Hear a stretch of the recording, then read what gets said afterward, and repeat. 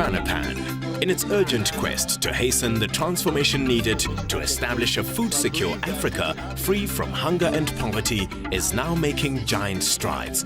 This dynamic network draws on the world's foremost leadership prowess, intellectual resources, relevant research and technological advances to address the continent's troublesome dilemmas.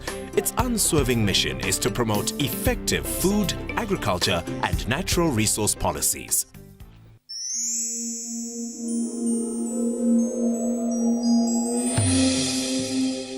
On the 31st of May 2012, all roads led to Pretoria in South Africa, where the 5th annual Partners Meeting of the Food and Natural Resources Policy Analysis Network was held. Altogether, 110 delegates from across the continent and around the world attended the meeting staged at the impressive CSIR Conference Center. This year, the Secretariat made a decision to endorse this platform as an annual event to be held during the 3rd and 4th week of May every year as part of the celebrations to commemorate Africa Day, in alignment with FANRPAN's Africa-wide launch. My duty here today is to acknowledge the development partners whose support to FANRPAN has made this occasion a reality. These partners are listed on the front page of your program, and I want to express our network's appreciation for their continued support. Ladies and gentlemen, today we have 110 confirmed participants for this meeting. This represents a 40% increase from last year and 3 times the number of participants from 2009. FANRPAN focuses on 3 strategic areas, namely capacity building, policy research and policy advocacy, and specifically in the following program areas: food systems, natural resources and the environment, people, livelihoods and institutions, and also communication and advocacy. I would like now to give you a quick rundown of who is here. We have 8 farmer organizations represented, 12 participants from the private sector. We have 21 government representatives. We have people from the media. We have 8 from research institutions. We had 7 from non-governmental organizations, 4 development partners, and 6 embassies represented. FANRPAN's strength lies in its ability to link the policy supply to the demand side. It is an all-inclusive multi-stakeholder platform which links government, policy analysts, farmers and the private sector. It further follows a regional approach that enables learning between countries. FANRPAN is literally a network of networks. We as FANRPAN have members, the shareholders to the network. There are currently 16 countries. 2 countries, Uganda and Kenya, joined last year. They are the latest entrants. We started in 2003 with 8 members and the network has been growing. How do you become a member? Membership to a network is about you grouping at national level, bringing in farmers, private sector, researchers, and government as what we call a node. You then express interest to the regional secretariat, and this is then submitted at our annual general meeting to say country X would like to join the network. We then send our scouts to go and benchmark all the institutions that are active in the FANA sector, food, agriculture, and natural resources.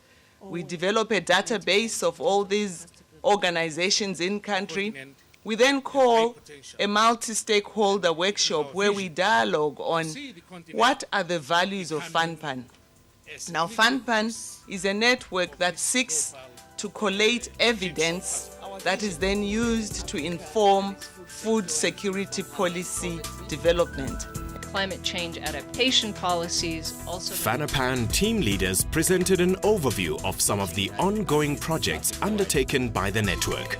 In addition, various representatives from national governments, educational institutions, NGOs, research bodies, farmers' organizations, the private sector and development partners augmented proceedings by giving presentations of their own. I'm from Wits University. One of the programs that we are involved in is the FANRPAN program, which is funded by the EU together with Lindiwe. We're working on that. The main purpose of that program is to provide a web-based knowledge platform as a portal for the transfer of climate change information, particularly to users in Africa and around agricultural issues. So that is now up and rolling. That portal is available for information on that. A key strategy for managing risk and vulnerability associated with climate change is developing and implementing evidence-based policies and programs that respond to local realities and priorities. So how do we respond to this climate change? There's two main ways, and those are adaptation and mitigation. And we talk about agriculture that promotes adaptation, mitigation, and system resilience as being climate-smart agriculture. If those three objectives are achieved, then you're moving toward climate-smart agriculture, which is agriculture that sustainably increases productivity of systems, which reduces greenhouse gas emissions, and which also improves the odds of meeting your goals: national food security, poverty reduction, and resilience. When you talk of climate change, it has sort of redefined the way we do science, in that climate change talks to so many sectors. When you talk of climate change, you're not just talking of climate change, but you're trying to see how climate affects the social economics of livelihoods of people. You're trying to link climate change to how it affects our crop growth. So when you talk of climate change, you have to look at all these different systems, and each of these systems is very complex on its own, and you have to link it to other sectors. At FANRPAN, we are trying to come up with ways in how we can better generate evidence using a different set of state-of-the-art models from different regions and different institutions, and see if we can generate this evidence from global circulation models to crop models to households. How do we better link all this information, and how do we generate evidence that can be used to improve our agriculture systems within Africa? I'd like to thank the Natural Resources and Environment team, and we can see a lot of synergies in what we do, but we need to get our act together. We need more platforms where we share with the target audience. And the target audience, the farmers, but the governments who make the conducive environment for things to happen, need to have these things packaged in a form that they can use. FANRPAN team leaders also presented an overview of some of the ongoing projects in the market's food and nutrition security thematic area, focusing on strengthening multi-stakeholder engagements in policy processes. These projects are all generously supported by development agencies. And also the issue that came out today is the issue of accessibility. What is FANRPAN doing with regards to the CADEP process? FANRPAN is contributing to the CADEP process by strengthening the active engagement of civil society and non-state actors in the CADEP process, because we felt that the program was being solely run by government without the active engagement of non-state actors. So our role or our contribution as FANRPAN to the CADEP process is promoting the active engagement of non-state actors in the CADEP process. And to date, we've convened multi-stakeholder policy dialogues in 8 countries in Southern Africa, where we are bringing different stakeholders together so that they know what the CADEP is all about, and also they claim their stake within that process. And these multi-stakeholder dialogues are bringing together governments, civil society organizations, your research community, the private sector, farmers organizations, and you are tracking the participation of the different stakeholders in the different stakeholder policy dialogues that you are running, and also tracking the active engagement of women in that process.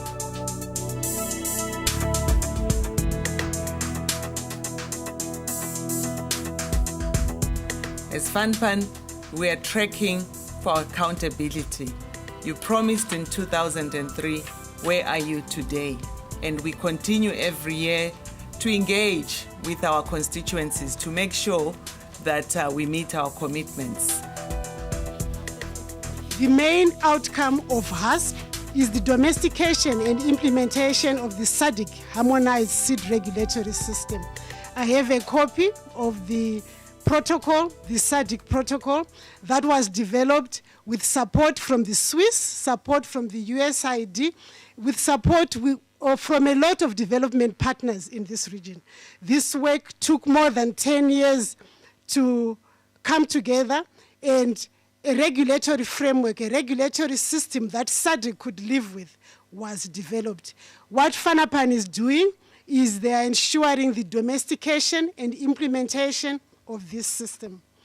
What we expect to get is enhanced availability of varieties at the end of the project, more private companies investing in the seed sector because of an expanded market size, resulting in improved access to seed by farmers.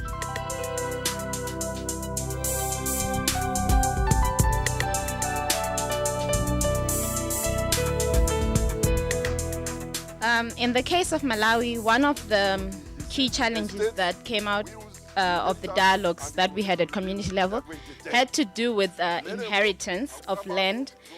The women raised that they face challenges, for instance, when their husbands pass away and they are then chased away from the land. But since 2011, what has happened is that a bill has been passed, which is a Deceased Will and Inheritance Act, and now women farmers are able to inherit land once their husband pass away. So I think that's one of the successes, because one of the members of parliament who attended these community dialogues took the message back to parliament, and it was discussed further, and then they reached the agreement. Back will take longer to... Under the Livelihoods and Institutions theme, team leaders and partners presented an overview of various aspects relating to ongoing projects, focusing on communication, evidence, learning, and impact. Social media has become a big thing, and one of the things at FANRPAN, we have identified the youth as a special stakeholder. Therefore, what better way to communicate with the youth than going where they are, which is the social media. And you will note our FANRPAN Twitter handle, which is @FANRPAN. With the dialogue in September focusing on the youth, our Twitter activity really picked up, and to date, we are happy to say that we have over 1,000 followers, and we've sent out over 500 tweets. Challenges of the project. Ever since I was born, I've never seen a work or job without challenges.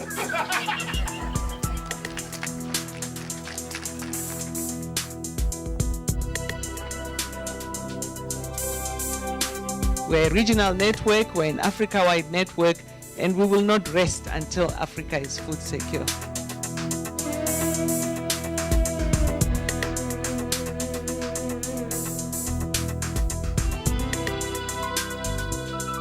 I am today happy to announce a decision for FANRPAN to expand Africa-wide, a decision that was taken at the FANRPAN annual general meeting. I'm here to pronounce that decision and officially launch FANRPAN as a Pan-African network.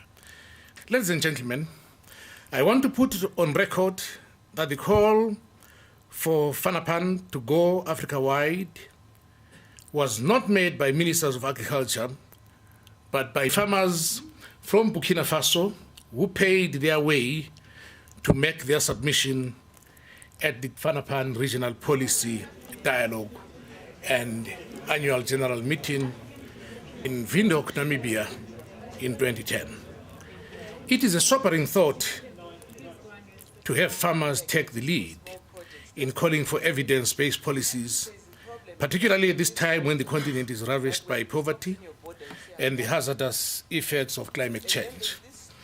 As one of the leading independent African organizations that advocates food security, researches and collects information to inform policy agenda, the Food and Agriculture and Natural Resources Policy Analysis Network, FANRPAN, fully realizes the need to focus on its core business more than ever, ensuring that foolproof information is available to ensure food security to all the people of Africa. Africa is part of the solution. It applies global practices, albeit with proven homegrown solutions. We call on the world to assist, however, not as beggars, but as worthy partners that will honor every bit of the deal. Together, we will help face the challenge of food security. It is time for Africa. It is time for FANRPAN.